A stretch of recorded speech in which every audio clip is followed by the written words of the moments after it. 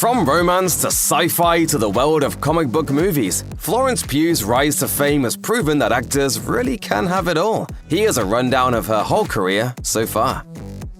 It didn't take long for Florence Pugh's dreams of becoming an actress to materialize on screen.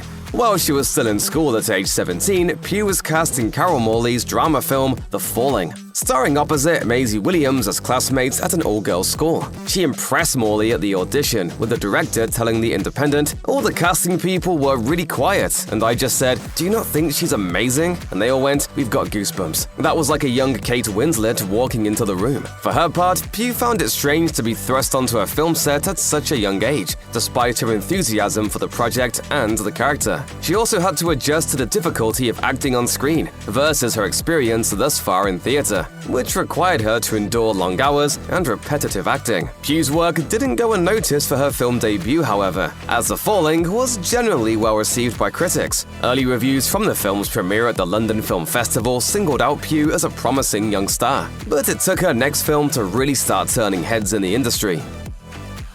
Florence Pugh took her first step to becoming a leading lady in 2016 with the period piece Lady Macbeth. Based on an 1865 novella of the same name, Lady Macbeth centers on a young woman named Catherine, played by Pugh, who suffers in a loveless marriage with an older man. While the film itself was acclaimed by critics, it was Pugh's central performance that really drew audiences in, with The Guardian calling her lethally charismatic in their 5-star review. I'd rather stop you breathing than have you doubt how I feel.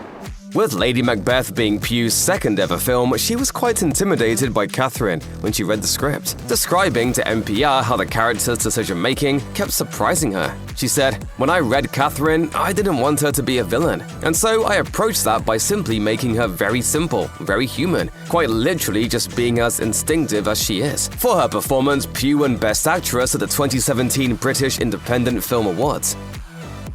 2018 was an eventful year for Florence Pugh, starring in projects such as King Lear, the Liam Neeson thriller The Commuter, and the horror film Malevolent. Pugh's most notable role from this year was in Netflix's Outlaw King, which starred Chris Pine as the Scottish King Robert the Bruce. Pugh played Elizabeth de Burgh, Robert's wife and queen consort. Elizabeth was historically enigmatic, leaving a lot of room for Pugh to play with her character. In an interview with W Magazine, Pugh explained that Elizabeth has been written down as an add-on in history. But when she began researching the character for Outlaw King, she found much more to the woman than history would lead you to believe. Director David Mackenzie and Pine himself had nothing but glowing things to say about Pugh, praising her for bringing a sense of authenticity to the role of Elizabeth. However, the experience wasn't exactly what Pugh had hoped for. Given they were shooting on the cusp of the Me Too movement, Pugh couldn't help but feel isolated by the film's predominantly male cast and crew, telling The Guardian, "It was like, okay, yeah, here is an example of where there aren't that many women in this film, and that is sad. But I get to be here, representing this woman whose storyline has been stripped from her."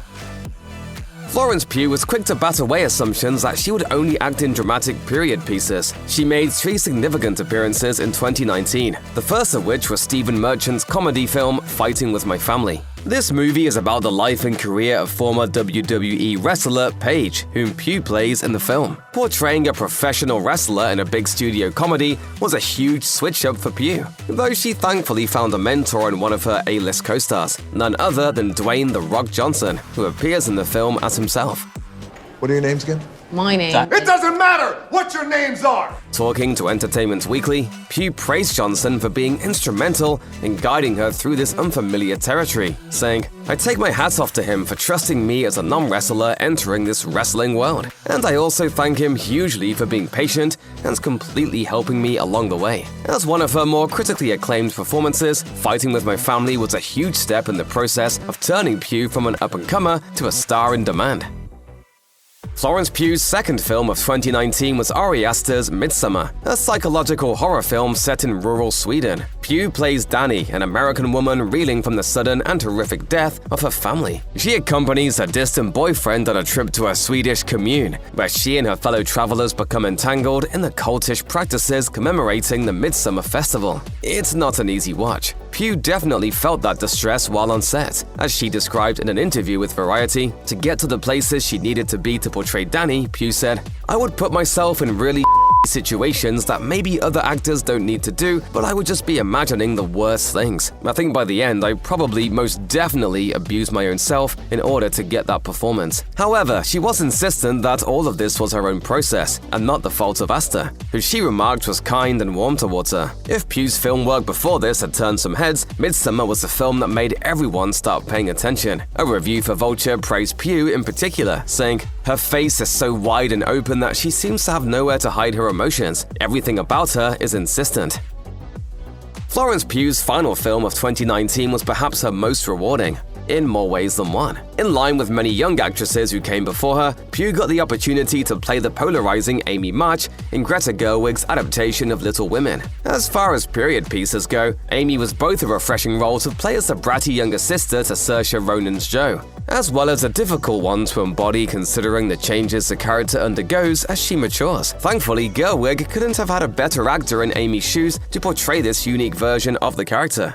Gerwig said as much in a New York Times profile of Pugh, commenting on her choice of the actress to play an intellectually equivalent Amy to Ronan's Jo. She said, "She has movie star written all over her, but she's also a character actor, which is the best kind of movie star." For Little Women, Pugh was nominated for Best Supporting Actress at the 2020 Academy Awards, her first Oscar nomination, but almost certainly not her last. Coming off the back of an Oscar nomination would usually result in a victory lap for an actor, unless the timing takes place right before a worldwide pandemic shuts down the entertainment industry and indefinitely delays your next projects. If nothing else, the pandemic allowed Pugh to bide her time until her next film hit theaters in 2021. In Black Widow, Pugh joined the superhero world as Yelena Belova, Natasha Romanoff's long-lost adopted sister, who works as a mind-controlled assassin for a Russian general. She is later set free by Natasha and subsequently reunited with their family of spies. And we are both still a trained killer. Except I'm not the one that's on the cover of a magazine. Pugh's performance as Yelena was well loved by fans and critics, and she has since reprised her role in the 2021 Disney Plus series Hawkeye. Pugh is also set to play Yelena again in the upcoming team-up film Thunderbolts. And while many cite the MCU as proof that the entertainment industry has become more insular, Pugh had the opposite experience. In Hawkeye, the official collector's special, she said, "I was really awarded the space and the opportunity and the freedom to create a new character, and that was totally down to director Kate Shortland."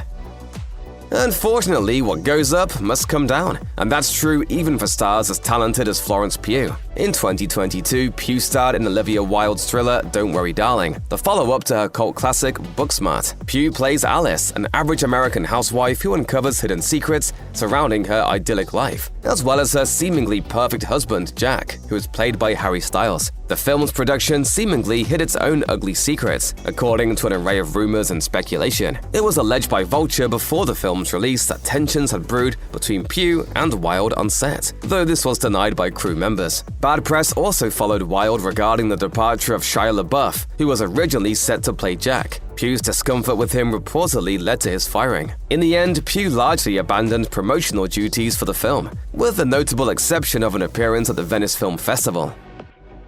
It was obvious that, after a few years in the spotlight, Florence Pugh needed a film production that was a little lower key. The opportunity came in 2023, when Pugh's then-boyfriend Zach Braff cast her in A Good Person, which he also wrote with her in mind. The result was a character tailor-made for Pugh, who later told W Magazine, "I think because Zach knew me so well and knows that I'm really keen on great dialogue and love getting involved with that kind of stuff, he wanted to make sure that the final product that he gave me was perfect." In A Good Person, Pugh plays Allison, an aspiring musician whose life is derailed after a car accident kills her future brother and sister-in-law. As she recovers from PTSD and a drug addiction, she strikes up an unlikely friendship with her ex-fiancé's father. Like her journey learning about WWE for fighting with my family, A Good Person was also an opportunity for Pugh to learn about addiction and the process of recovery. As a review from Variety put it, Allie's life has become a limbo, and Pugh nails a considerable acting feat of getting us to connect to that. It might not be the biggest budget or flashiest action flick Pugh has worked on,